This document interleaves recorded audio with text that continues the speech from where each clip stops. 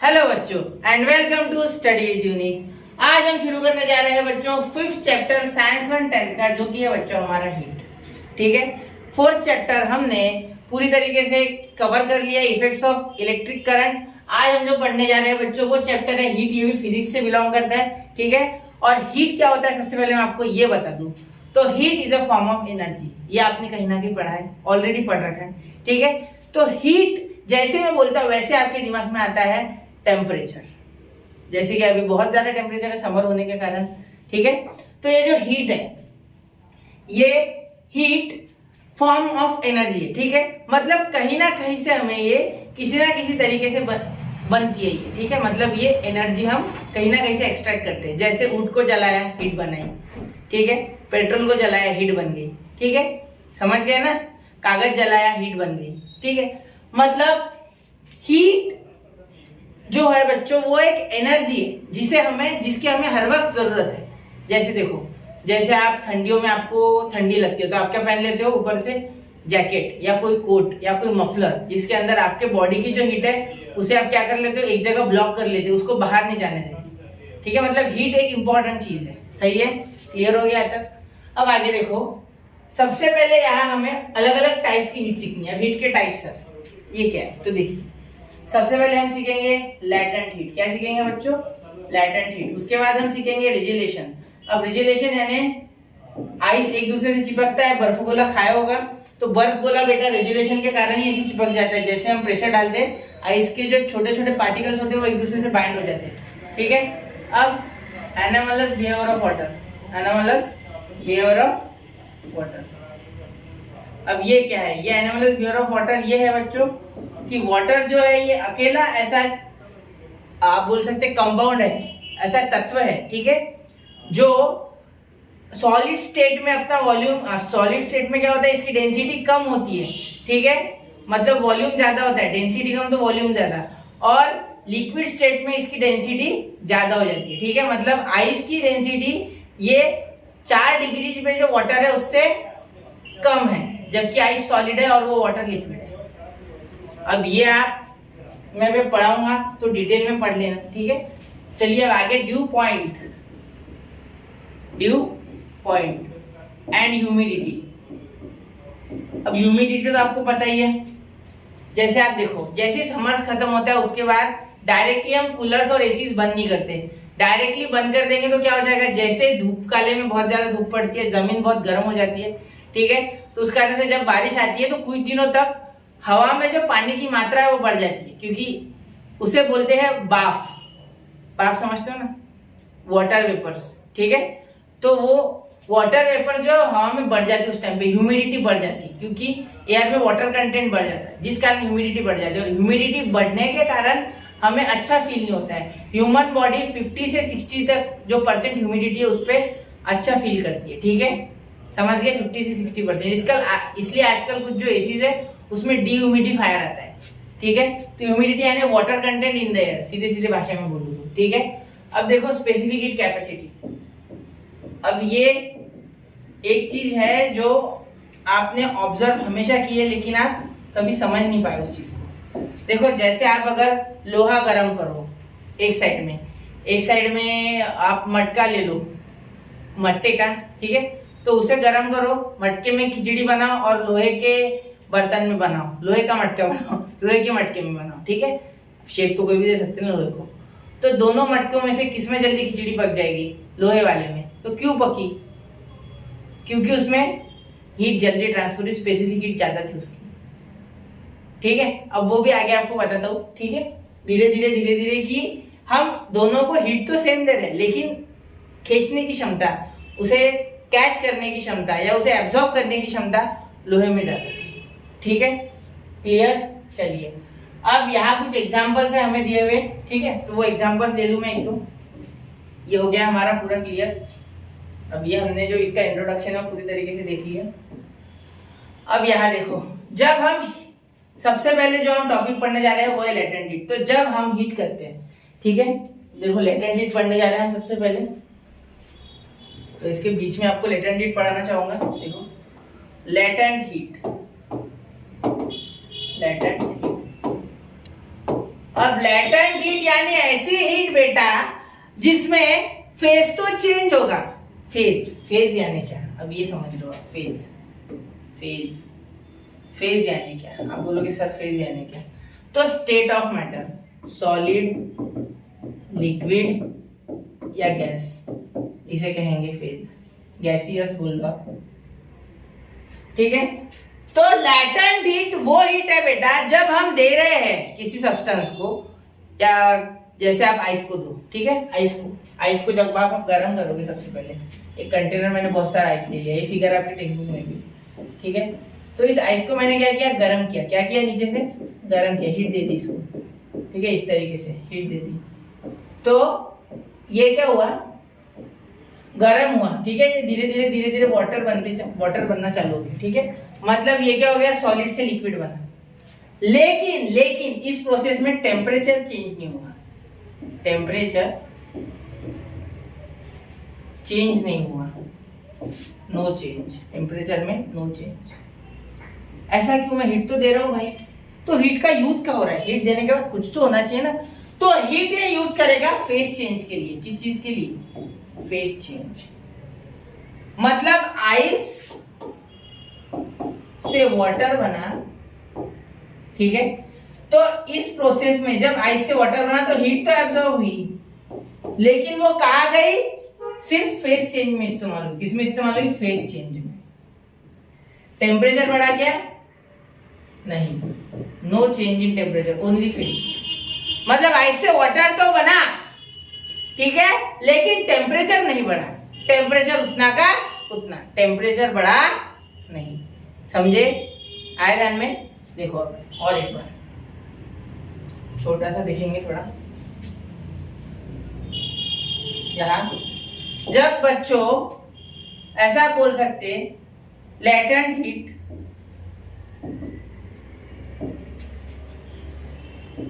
is heat where only change in phase is observed, but no change in temperature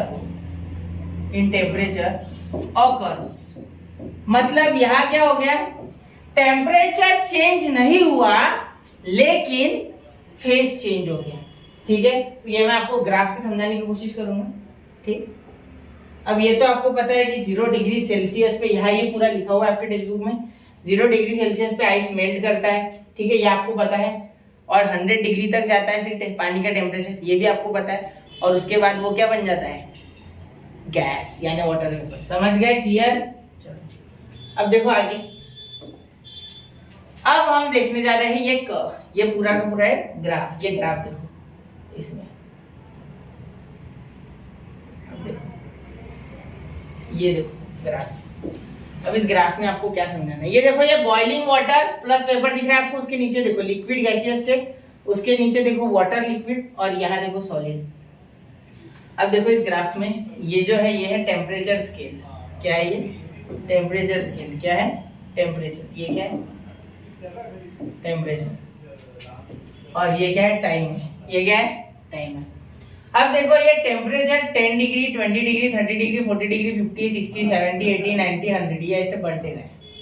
ठीक है, और ये time देखो 2, 4, 6, 8, 10, 12, 14, 16, 18, 20, 22, 24, ऐसे आगे टेम्परेचर, आगे टाइम है। ठीक है, अब विद टाइम टेम्परेचर बढ़ता गया। विद टाइम टेम्परेचर क्या हुआ? बढ़ता गया। ठीक है, क्लियर है? विद टाइम टेम्परेचर बढ़ता गया बेटा। अब देखो यहाँ क्या हुआ, इस बीच में देखो टेम्परेचर बढ़ा के नहीं, तो ये A से लेके तो B तक जो है यही हो गई आपकी लेटेंट हीट। यहाँ इस 4 डिग्री पे, मतलब हाँ 4 मिनट बाद, ये देखो यहाँ 4 मिनट बाद ये टोटली क्या बन गया? वाटर बन गया। मतलब पूरा आइस वाटर में कन्वर्ट हो गया होगा इस पॉइंट पे।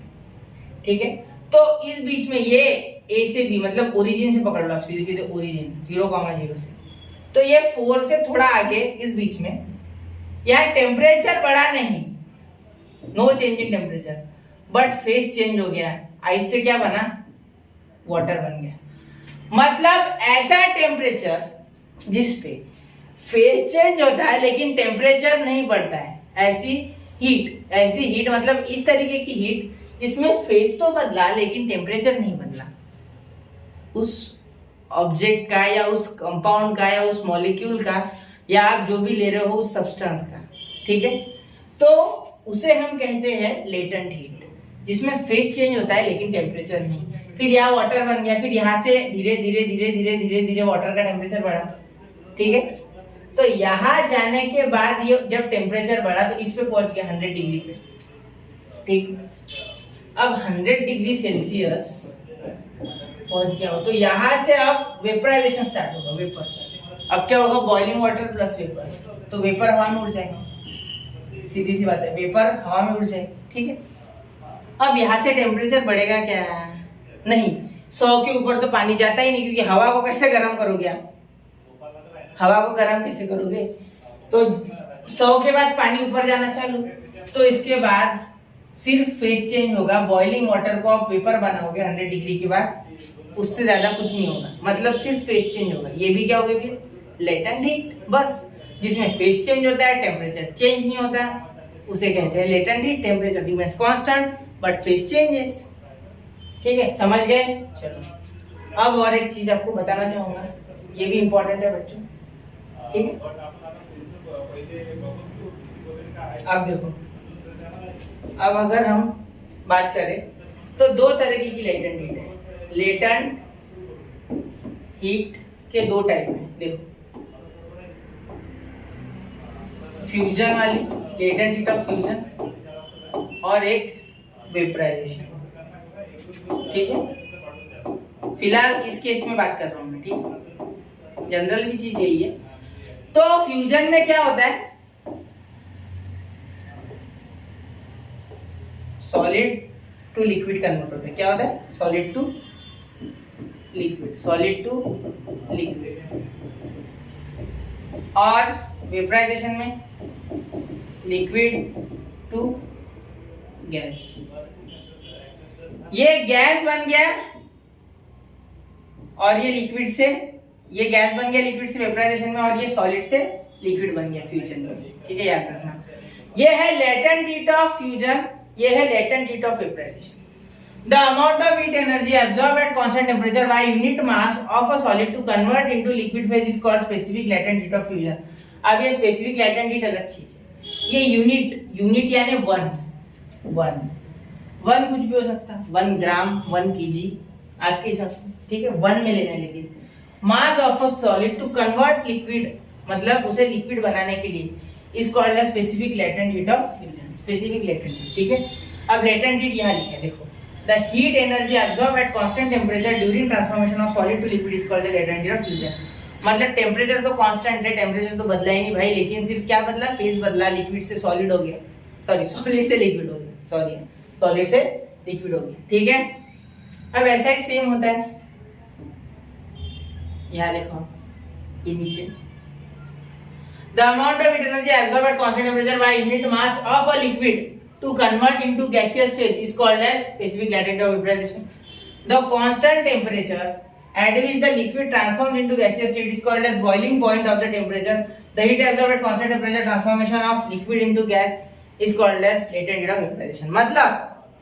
मतलब जब पानी को और गर्म करते गए और गर्म करते गए और गर्म करते गए तो वो हीट हो गया बहुत ज्यादा, बॉइलिंग पॉइंट पर पहुंच गया, उस 100 के ऊपर तो जाने नहीं वाला, तो यहाँ से उसने कल्टी खाना चालू कर दिया, मतलब वाटर वेपर बन गया।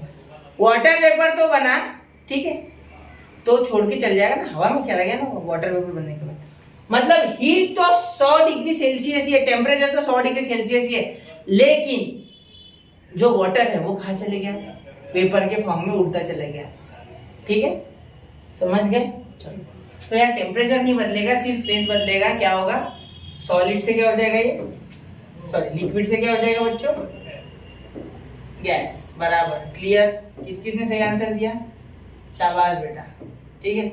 अब यहाँ कुछ हमें चार्ट दिए, देखो, वाटर का melting point 0, boiling point 100 kg kilo joule पर kg में, ये specific latent heat of fusion, मतलब अगर हमें, ठीक है, 1 किलो आइस को अगर वाटर में कन्वर्ट करना है, ठीक है, तो उस केस में हमें 333 किलो जूल एनर्जी चाहिए, मतलब 80 कैलोरी पर ग्राम। 1 ग्राम में 80 कैलोरी एनर्जी चाहिए, ठीक है, ये एनर्जी का फॉर्म है। और specific latent heat of vaporization लिखो। वेपराइजेशन यानी उसे ही क्या बनाना है, गैस बनाना है उसी लिक्विड को। अब सॉलिड से लिक्विड आ गए, अब उसे गैस बनाओ, तो यहाँ कितना लगेगा, 1 केजी के लिए 2256, मतलब 2256 किलो जूल पर केजी। यहाँ इतनी खा ली, उसके बाद वापस से इतनी खाएगा, ठीक है। 1 ग्राम के लिए 540 कैलोरी पर ग्राम।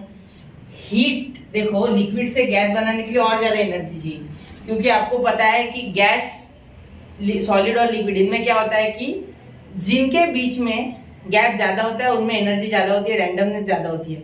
तो गैसियस स्टेट में ज्यादा रैंडमनेस होने के कारण बहुत ज्यादा एनर्जी देने की हमें रिक्वायरमेंट होती है। देखो हर एक में गैसियस स्टेट में ले जाने के लिए एनर्जी ज्यादा है। देखो यहाँ कंपेयर करो और इसके साथ, देखो कितने बड़े बड़े नंबर आ रहे हैं इसके कंपैरिजन में, ठीक है। तो यहाँ ऐसे copper, ethyl alcohol, gold, silver और लीड हमें दिया गया है, ठीक है, ये आप देख सकते हैं। तो यहाँ देखो आप एक ये 2 क्वेश्चन ले लूं। Is the concept of latent heat applicable during transformation of gaseous phase two liquid phase and from liquid phase two solid phase? क्या ऐसा हो सकता है? जैसे देखो गैसियस से क्या हो गया, लिक्विड बन गया, लिक्विड से बन गया सॉलिड। क्या सच में ऐसा हो सकता है? देखो पर एक बार, जैसे चढ़े वैसे उतरना पड़ेगा। तो इसे मैंने आपको आंसर दे दिया। देखो मैंने आपको क्या बोला, जैसे चढ़े वैसे उतरना पड़ेगा। मतलब ये आंसर आपको समझा है नहीं, मुझे कमेंट में बताइए, ठीक है। ये क्वेश्चन आपके लिए मैंने आपको अभी बता दिया वैसे answer. Where does the latent heat go during this transformation? Latent heat कहाँ गई? तो लेटेंट हीट जो है बच्चों, वो जो मॉलिक्यूल्स थे, ठीक है, वाटर के, मतलब H2O के जो मॉलिक्यूल्स थे, उन्होंने अपनी एनर्जी बढ़ाने के लिए किया। क्योंकि जब गैप बढ़ेगा, जैसे सॉलिड के ऐसे होते हैं, देखो सॉलिड के एकदम चिपक चिपक के होते हैं, ठीक है, एटम्स। अब इन्हें दूर दूर करना है तो एनर्जी तो देनी पड़ेगी ना, तो ये ऐसे हो गए लिक्विड में। और गैस में कैसे हो गए देखना है, और गैप बढ़ गया। ये गैप को इन्होंने और ज्यादा बढ़ा दिया, दूरियां बढ़ती गई, फेज बदलते गया और बहुत सी बातें होती गई। समझ गए? लैटेंट हीट समझ गए? क्लियर? चलो अब रेजुलेशन एक बार समझा देता आपको, फिर animals behaviour of water next lecture मिलेंगे। बड़ा इंटरेस्टिंग टॉपिक है, ठीक है। अब रेजुलेशन आपको समझा देता, क्या किसी किसी ने बर्फ गोला खाया है? आइस डिश किस ने खाई है? ठंडी में भी खाते क्या? गला खराब हो जाएगा जन। तो बर्फ गोला जिसने खाया है वो अच्छे से जानता है रेजुलेशन। अरे सर हमें नहीं पता ये बात, ठीक है, सही, कोई बात नहीं। तो रेजुलेशन यानी बेटा, जब आइस, ठीक है, जब आइस पे 2 आइस क्यूब्स पे प्रेशर लगाओ। पहले तो जाओ फ्रिज से 2 आइस क्यूब निकालो, मैं बोल रहा हूँ वैसे करो। 2 आइस क्यूब फ्रिज से निकालो, उन्हें ऐसे हाथ में लो और दोनों पे इस तरीके से प्रेशर डालो। ठंडा लग रहा होगा ना हाथ में, तो कोई कपड़ा वगैरह लेके लगाओ, दोनों साइड से प्रेशर डालो। तो क्या वो आइस क्यूब चिपके या नहीं, मुझे 30 सेकंड उसी पोजीशन में रखो, फिर बताना। प्रेशर लगा के 30 सेकंड रखना, क्या वो चिपके या नहीं मुझे बताना। चिपक गए, 100% चिपक गए, तो इसी फिनोमेना को रेजुलेशन कहा जाता है।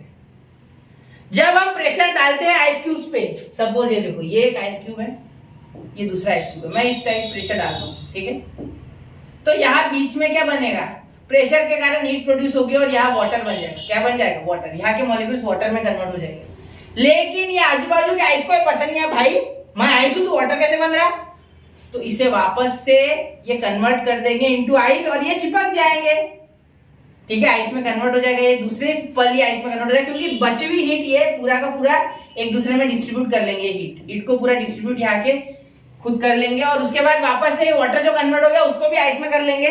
जैसे वेल्डिंग करते हैं ना, वेल्डिंग समझ गए? वेल्डिंग में कैसा करते हैं, एकदम पिघल जाता है फिर वो चिपक जाते हैं, ऐसी होती है वेल्डिंग, एक्चुअली पिघलता है वो लोहा। तो उसी तरीके से यहाँ प्रेशर लगाने पे आइस पिघल गया, वापस से आइस बन गया, तो आइस का वेल्डिंग हो गया, ऐसा समझ लो, ठीक है। इसे कहेंगे हम रिजुलेशन। क्या कहेंगे? रिजुलेशन। जैसे बर्फ गोले वाला देखो आप, ऐसे चूरा करता है पहले पूरा श्रेडर से, श्रेडेड बर्फ लेता है, सो एकदम से दबाता, कचकन दबाता, तो प्रेशर जब अप्लाई करता है तो वो वहां प्रेशर अप्लाई करते समय अंदर के जो मॉलिक्यूल्स है, बारीक बारीक जो शेडेड पीसेस है, पार्टिकल्स है, वो वहां रेजुलेशन की प्रोसेस के कारण एक दूसरे से बाइंड हो जाते हैं, जिस कारण से चुस्कियां लेते लेते आप बर्फ गोला खाते रहते हैं। समझ गए? चलो आ गया ध्यान में? ठीक है, अब ये एक्सपेरिमेंट दिया गया है किसी के लिए, ठीक है। अब देखो यहाँ आपको क्या किया गया, एक आइस स्लैब ले लिया बड़ा सा। अब इतना बड़ा आपको नहीं लेना है, ठीक, मैं छोटा एक्सपेरिमेंट बताता हूँ, छोटे स्केल में बताता। क्या करना, एक कुर्सी ले लेना घर की कोई भी, ठीक है। एक डब्बे में पहले आइस बना लेना ऐसे, और उस आइस को एक हाथ दूसरे डब्बे पे रखना जिससे कि हाइट मेंटेन हो, ठीक है। और दोनों साइड क्या करना, ऐसे दो वेट कुछ भी लगा लेना, आपके घर पे जो भी वेट हो, दो पत्थर बांध देना आप, और कोई मांझा ले लेना या कोई धागा ले लेना बारीक सा, जो उस पत्थरों का वजन झेल सके। वो आपको प्रोपोर्शनलिटी मेंटेन करनी है, वरना लगाएंगे बहुत बड़ा पत्थर, धागा लगाएंगे बारीक, वैसा मत करना, ठीक है। और उसे ऐसे छोड़ देना दोनों साइड। ये तो हमारे यहाँ नहीं होता है इतना सारा सामान, इसलिए बोल रहा हूँ प्रैक्टिकल चीज। तो जैसे जैसे आप नीचे नीचे जाते जाएगा वो धागा, आपको लगेगा आइस कटेगा, आइस कटेगा नहीं। आइस जैसे ही कटेगा, हाँ आइस प्रेशर के कारण वहां मेल्ट हो जाएगा, लेकिन जस्ट आजू बाजू का जो बर्फ है वो बोलेगा भाई तू तो लिक्विड बन रहा, हम सॉलिड, चल खींचते तेरे एनर्जी। खींच ली इन्होंने एनर्जी, तो एनर्जी खींच के उसको वापस क्या बना दिया, सॉलिड बना दिया। तो ऐसा ही प्रोसेस नीचे जाते जाते चलता रहेगा, धागा नीचे उतर जाएगा, लेकिन आइस स्लैब टस से मस नहीं होगा। हाँ एकदम स्पीड से आरी से काटोगे तो होने वाला है भाई, आप बोलोगे आरी से काटता हो, वैसा नहीं, इस प्रोसेस से होगा, ठीक है। रेजिलेशन बोलते हैं उसे, ठीक है। अब देखो यहाँ the phenomena in which the ice converts into liquid due to applied pressure and then reconverts into ice once the pressure is removed is called as relation। बराबर, मतलब जैसे गोले वाला पहले गोले को दबाता तो आइस का वाटर उसके पार्टिकल्स के अंदर थोड़ा थोड़ा ड्रॉपलेट्स, ठीक है, और जैसे ही वो रिलीज करता है वापस से क्या बन जाएगा, आइस, जिसके कारण आप गोला देखते हो, बर्फ गोला कहा जाता है उसे। समझ गए? क्लियर? अब ये दो एग्जांपल्स लेते हैं। In the above experiment the wire moves through the ice slab, however the ice slab does not break, why? Regelation, ठीक है। Is there any relationship of latent heat with regelation? Regelation और latent heat में क्या कोई relation है? सोचो बड़ा थोड़ा, क्या कोई रिजिलेशन? लैटेंट हीट क्या थी कि स्टेट तो चेंज हो रहा था लेकिन टेम्परेचर नहीं चेंज हो रहा था, मतलब फेज चेंज हो रहा था लेकिन टेम्परेचर चेंज हो रहा था। यहाँ हो रहा है क्या टेम्परेचर में चेंज? बताओ मुझे ये चीज, ठीक है, कमेंट में बताओ। ऐसे भी यूज योर ब्रेन पावर बोला है, ठीक है। मैंने आपको आंसर वैसे कोड में दिया। You know that as we go higher than the sea level the boiling point of water decreases. सही है, जैसे जैसे ऊपर जाओगे प्रेशर कम हो जाएगा, प्रेशर कम होने के कारण सी लेवल से जैसे जैसे ऊपर आओगे प्रेशर कम होता जाएगा, तो वाटर का बॉइलिंग पॉइंट 100 डिग्री से नीचे आ जाएगा, 100 डिग्री से नीचे आ जाएगा, ठीक है। जैसे देखो, जैसे आप अभी ये जहां भी हूं मैं, ठीक है, ये थोड़ा सी लेवल से समझ लो 200-300 मीटर ऊपर है ये जगह सी लेवल से, ठीक है। आपको नहीं पता आपका कहाँ है, तो आपके यहाँ रेलवे स्टेशन होता है, रेलवे स्टेशन पे बोर्ड लगा होता है, तो उस बोर्ड पे लिखा होता है हाइट सी लेवल से कितना है, उस बोर्ड पे लिखा होता है, ठीक है। देखना वो आप जब भी जाओगे अब अगली बार ट्रेन से तब, तो वहां क्लियरली मेंशन होता है, और गूगल भी कर सकते हो, वहां जाने की भी जरूरत नहीं है, ठीक है। तो जैसे जैसे सी लेवल से हाइट बढ़ते जाएंगी वाटर का बॉइलिंग पॉइंट कम होता जाएगा क्योंकि प्रेशर कम होता जाएगा, ठीक है। अब ये हो गया what would be the effect on melting of solid. Melting पे क्या होगा, मेल्टिंग पे कैसे होगा? बॉइलिंग पॉइंट कम हो गया, मेल्टिंग पॉइंट कम होगा या बढ़ेगा? सोच के बताओ। चलो तो अगले लेक्चर में एनोमलस बिहेवियर ऑफ वाटर लेंगे बच्चों। तब तक के लिए जो मैंने आपको बताया थोड़े बहुत पॉइंट्स, वो आपको खुद से बताना है कमेंट में। पढ़ते रहे, आगे बढ़ते रहे, नोट्स बनाते रहे, स्टडी विद मी के साथ बने रहे। जय हिंद, जय भारत।